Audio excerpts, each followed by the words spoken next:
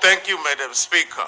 I was still saying, President Ramaphosa, it's very difficult to engage constructively and meaningfully. We have not had sight of the budget. You also didn't take us into confidence as to how much has been budgeted for in your office. It creates difficulties for us. As far as the MK party is concerned, our view is very clear. You alluded to three challenges that we have in this country, and they are, in your views, poverty, inequality, and unemployment. We appreciate that there are budget constraints. We're not suggesting as MK party that the office of the president should not be capacitated, but the real issue is by how much is that office supposed to be capacitated. And we're here as parliamentarians to ensure that there is proper accountability, because we are representing the voters here. We want to make sure that there is an independent portfolio committee in the presidency to ensure that everything is accounted for properly and that everything is according to book. It is the view of the MK party that money should not be concentrated in the presidency. Well, it doesn't matter how much has been allocated, but money should not be concentrated in the presidency. Rather, there are certain departments where money should be diverted to. For example, the Department of Basic Education. There is no self-respecting country in the world which does not take education seriously.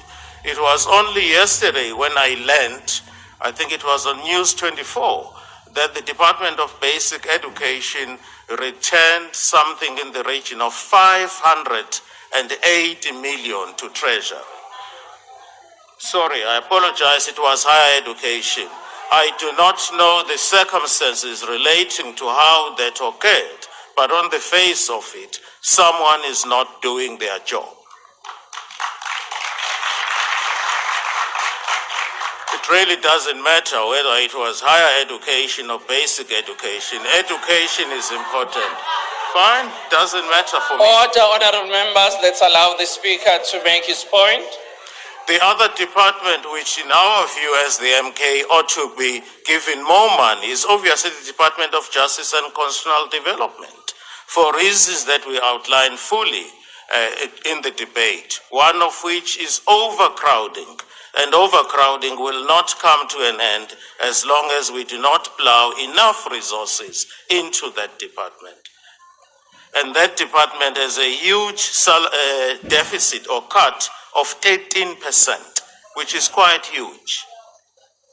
We have stated our position as the MK party that a lot of money must be invested in agriculture, far more than we have budgeted.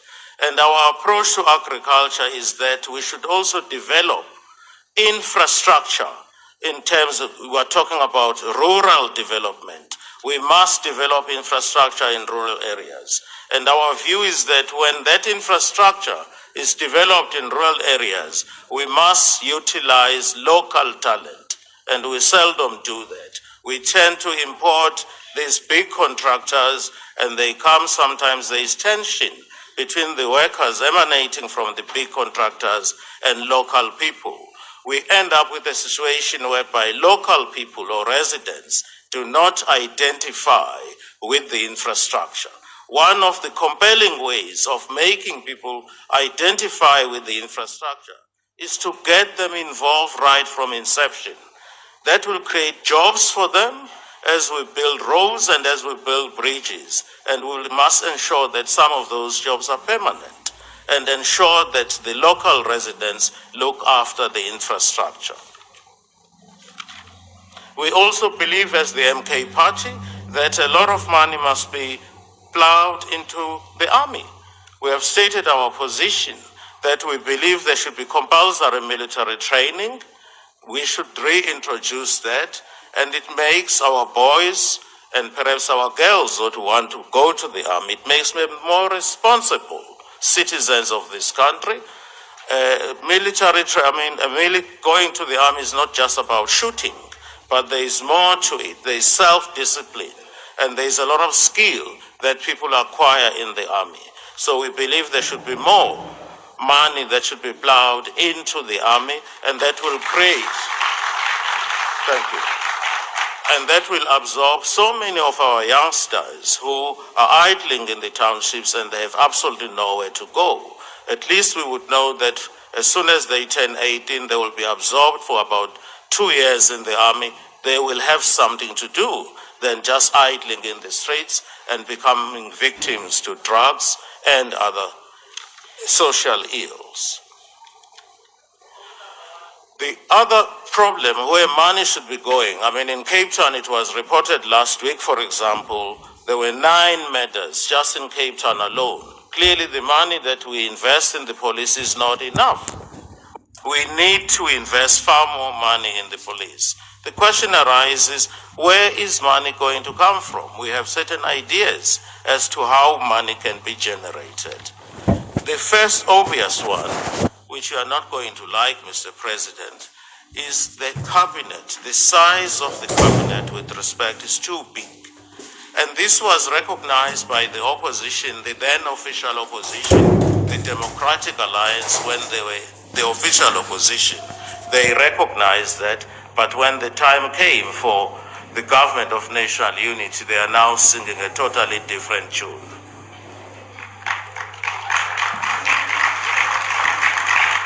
In addition to reducing the size of the cabinet, which is the obvious thing to do, Mr. President, you should also seriously engage your colleagues in the cabinet to scale down on the packs that they have.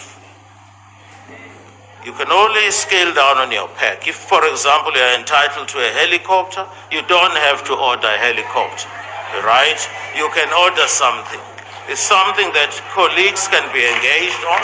Yes, we need to save money. It may sound ridiculous, but the bottom line is that there is so much money that we will be able to save. For example, instead of flying business class, you can fly economy class and embark on austerity measures. We can, on a voluntary basis, all of us embark on austerity measures with a view to saving more money, and those funds can be redirected and be plowed into education, defense, police, and so on. It is a fact.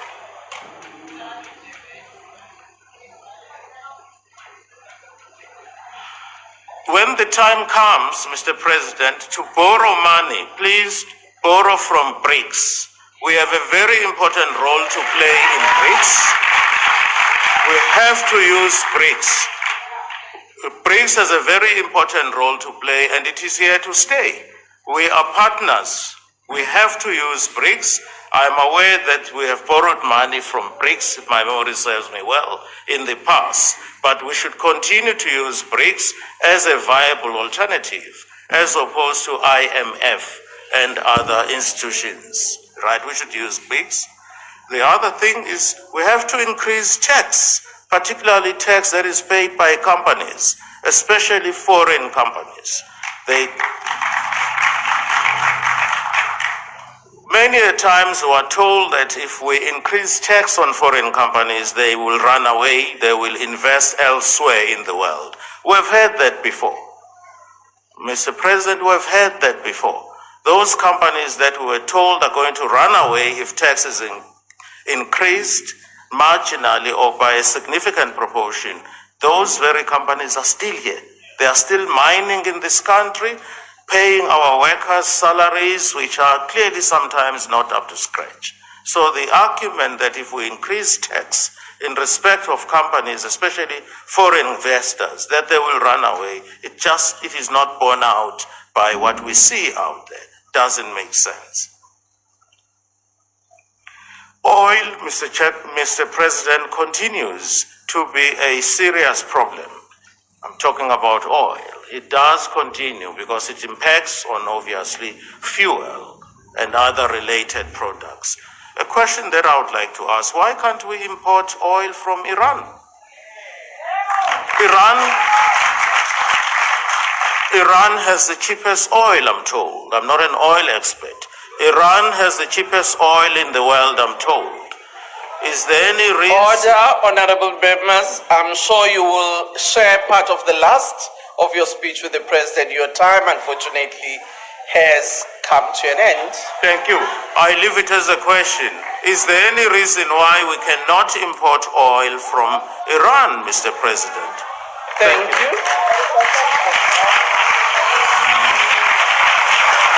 Honorable Deputy Minister of Electricity and Energy.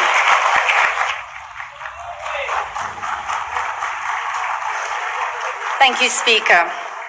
The electricity crisis that has gripped South Africa since 2015 has over the past few years become one of the preeminent issues for this government and the citizens